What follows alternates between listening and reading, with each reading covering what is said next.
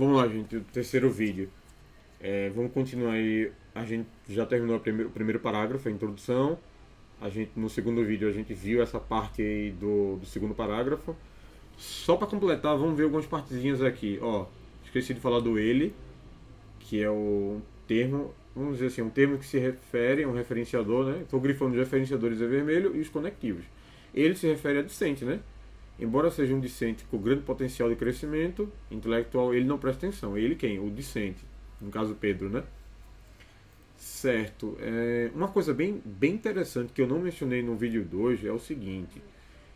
Vejam, esse parágrafo todo que eu mostrei, que a gente mostrou lá, ele dá conta da primeira parte da tese, que é Pedro se reconhecer como alguém, como um aprendiz horrível, certo? Ok. Só que tem algo muito interessante, ó. Eu começo o argumento com algo positivo em relação a Pedro. Veja, o que foi dito? Embora seja um discente aluno, né, com grande potencial de crescimento, ou seja, eu mencionei que ele tem um grande potencial de crescimento, não é? Aí você pode se perguntar, como é que isso pode ser usado para afirmar, para comprovar, afirmar, defender que ele é horrível? Porque é isso que eu tentei fazer nesse parágrafo, né? Então, como é que eu contornei essa situação? Porque eu trouxe aqui algo positivo. Eu usei o embora aqui, é o quando que vem embora. Esse embora, ele dá a ideia de concessão. Vou colocar aqui em vermelho. Eu já estava em vermelho, né? Ele dá a ideia de concessão. A concessão, a gente já falou isso na aula, né? É assim, ela ocorre da seguinte forma. Pedro foi embora estivesse chovendo. Embora chovesse, Pedro foi embora. Vejam, são duas orações aí. Estava, Pedro foi embora, apesar de estar chovendo. Sei lá, vamos pegar essa estrutura aí. Qual é a ideia, a oração principal? Pedro foi embora. Só que tem uma outra ideia, né? A segunda oração. Apesar de estar chovendo. Vejam, a concessão é algo que acontece, mas não impede a oração principal de acontecer. Vejam, chover não impediu Pedro de ir embora. Aqui, ó, no argumento que eu usei, o que eu disse? Algo positivo. Que ele tem um grande potencial. Eu disse, embora ele tenha esse potencial. Ou seja, eu estou usando algo positivo dele. Mas só que eu transformo, de alguma forma, eu transformo em algo negativo. Por quê? Em seguida eu digo que ele não presta atenção. Ou seja, ele tem um grande potencial, embora não. É, embora ele tenha um grande potencial, ele não presta atenção. Ok? Então vejam, algo positivo é transformado em algo negativo. Aí a gente chega na ideia de que apoia a tese.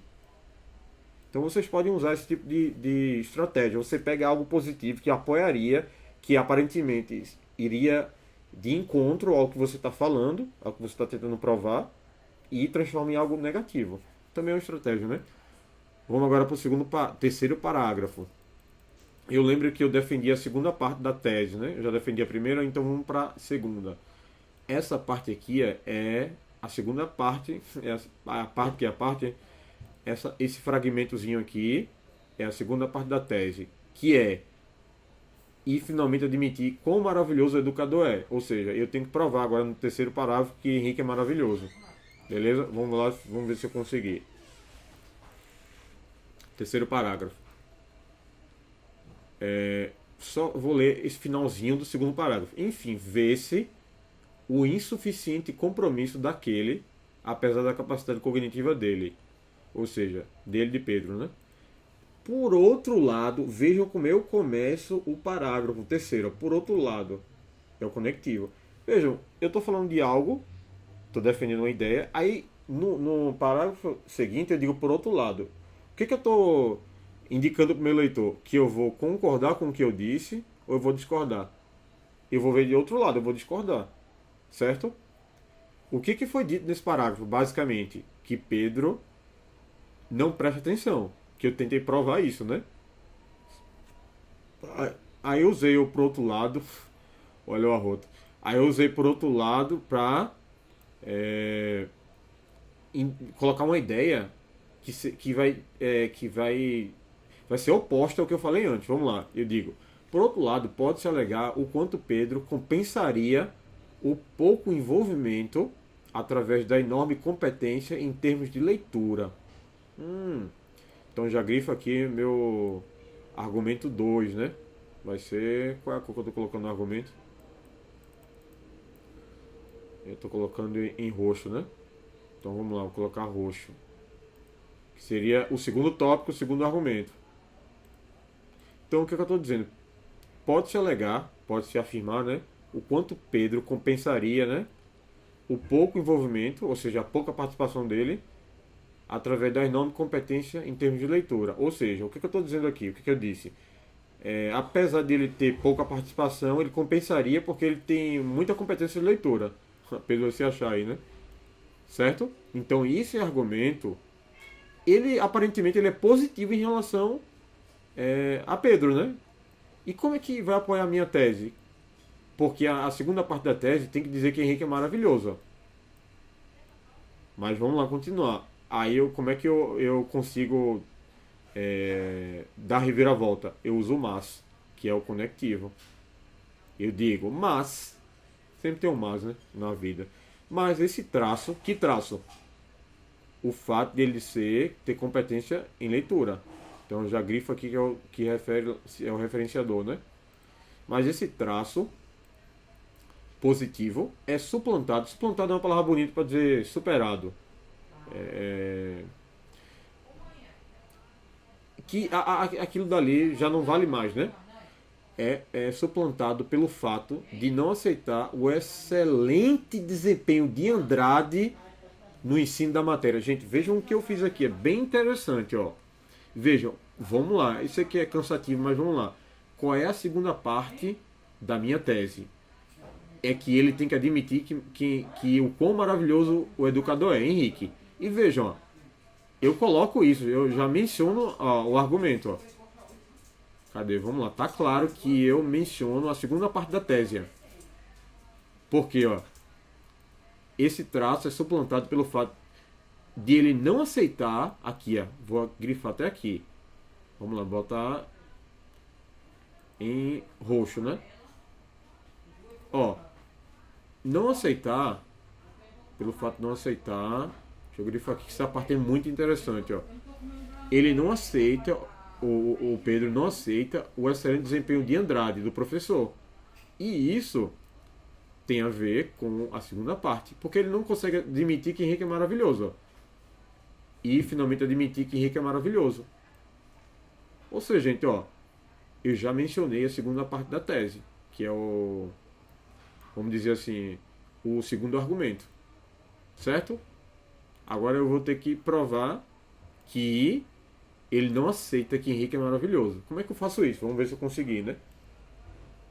Vamos lá. Deixa eu ler tudo. Por outro lado, pode ser legal quanto Pedro compensaria o pouco envolvimento através da enorme competência em termos de leitura. Mas, ó, uma coisa importante é o por outro lado, ele se opõe a uma oposição em relação ao que eu disse aqui, é que ele tem uma grande capacidade cognitiva, ele tem um grande conhecimento, não, ele tem um grande intelecto, ele tem um nível de pensamento interessante, grande, assim, ele é inteligente. Mas isso é suplantado, né? Mas, ó, por outro lado, pode ser legal quanto Pedro compensaria o pouco envolvimento através da enorme competência em termos de leitura. Por que eu usei por outro lado? Porque eu estou discordando dessa parte aqui. Ó. Enfim, apesar da capacidade cognitiva dele, ele tem essa capacidade. Esse traço dele, de ter essa capacidade aqui, é suplantado, assim, é superado porque ele não aceita Henrique. É aí que eu conecto a segunda parte do lado da minha tese. Vamos ver agora se eu consigo provar que ele não aceita, ó, eu tenho que provar isso aqui, que ele não aceita que o desempenho de Henrique é excelente, né? Vamos lá, segundo o melhor aluno do universo, aqui é a parte da resenha, né? Wesley, ó, já fiz uma alusão, ó. Então já vou colocar a alusão, vou colocar de azul escuro. Então eu trago uma alusão a quem? Ao melhor aluno do universo. O melhor aluno do universo é alguém que pode opinar sobre a situação, né? Ele diz o quê? Ele fala sobre Pedro. Claro que isso aqui é inventado, eu criei, né, para brincar. Pedro jamais assumirá que Henrique é um profissional magnífico e ainda por cima cumpridor de promessas como aquela de dar a todos os alunos chocolate diamante negro. Gente, vejam só, eu fiz de brincadeira, mas vejam que interessante que eu fiz. Eu digo que ele não reconhece o desempenho de Henrique na matéria. E como é que isso é provado? Ou pelo menos aparentemente tentou se provar, né? Eu tentei provar. É que o Wesley, eu trago, ó, para eu provar o que eu disse, acabei de dizer que ele não aceita, eu trago a visão, faço uma alusão ao melhor aluno do mundo, para corroborar com o que eu estou falando. Ele diz que Pedro não reconhece, né, o quão magnífico o Henrique é. E que ele sempre dá cumpre as promessas que ele faz, né? Que ele dá o chocolate diamante negro. Então, gente, a estrutura até agora. Coloquei o argumento, chamei aqui a voz de alguém, a palavra de alguém, para apoiar para desenvolver o meu argumento. Certo? Aí eu concluo o parágrafo usando dessa forma. Também uma conectivo de conclusão, né? Para concluir, eu digo dessa forma, vermelho, né? Para concluir tudo. Então, dessa forma, né? Nota-se, obviamente, né? Tá na cara a incapacidade de compreensão do educando maligno. Aqui eu brinquei, chamei de educando maligno, que se refere a Pedro, né? Vou botar em vermelho o referenciador. Gente, eu analisando aqui, lendo aqui com vocês, deu para perceber alguns probleminhas de sentido, mas a gente vê depois. O que importa é o seguinte, vamos ver no geral, no todo, se o parágrafo foi bem construído.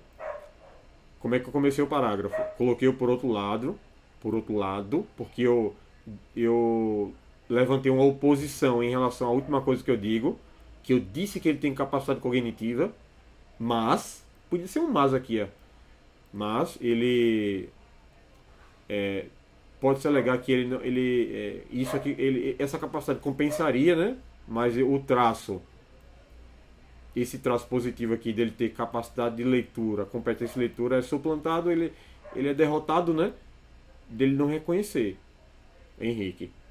É meio estranho, né? Porque eu digo que o aluno Pedro compensaria o pouco envolvimento, ele tem pouco envolvimento através da competência de leitura, né? Ele compensaria isso. Mas só que esse traço é meio que suplantado. Assim, eu quis dizer assim, que esse traço ele é irrelevante. Por quê? A gente podia trocar isso aqui. Eu já estou entrando em alguns problemas de sentido que não era para entrar agora, mas vamos lá. O que eu estou tentando dizer é o seguinte, que aqui não é bem isso o sentido. Porque esse traço de ele ter competência de leitura não poderia ser suplantado por ele não aceitar o professor, a competência do professor. Mas assim, mostra que ele não é tão inteligente, talvez, né? Porque se ele tem tanta competência, por que ele nega que o professor é excelente? Ele deveria ter a capacidade de reconhecer, né? Só que ele não o faz, certo?